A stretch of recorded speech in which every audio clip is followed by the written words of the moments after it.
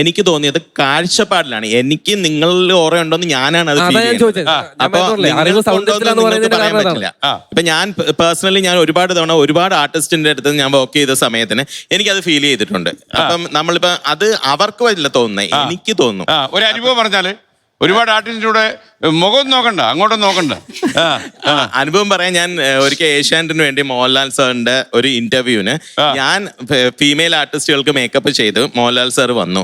അപ്പൊ സാറ് വന്നപ്പോ ഓഫ്കോഴ്സ് നമ്മൾ വർക്ക് ചെയ്ത ആർട്ടിസ്റ്റുകളെയാണല്ലോ നമ്മൾ സ്ക്രീനിൽ പോയി നോക്കുക. അപ്പൊ നമ്മള് എന്തെങ്കിലുമൊക്കെ അവർക്ക് എന്തെങ്കിലും നമുക്ക് ടച്ചപ്പ് ചെയ്യാനുണ്ടോ എന്നൊക്കെ നോക്കും.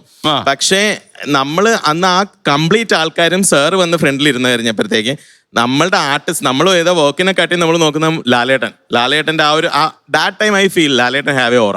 ഇപ്പോഴും ഞാനത് പറയാറുണ്ട്, ലാലേട്ടൻ്റെ ഓറ അത് നമുക്ക് കണ്ടിട്ടുള്ള.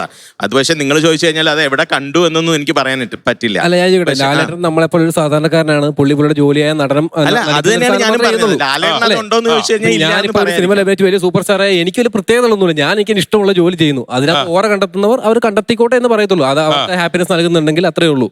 അല്ലാണ്ട് ഈ നമ്മൾ ഒരാളെ കാണുമ്പോഴത്തേക്ക് അയാൾക്ക് ഓറയുണ്ട്, അയാൾക്ക് നല്ല രസം ഉണ്ടായിരിക്കും.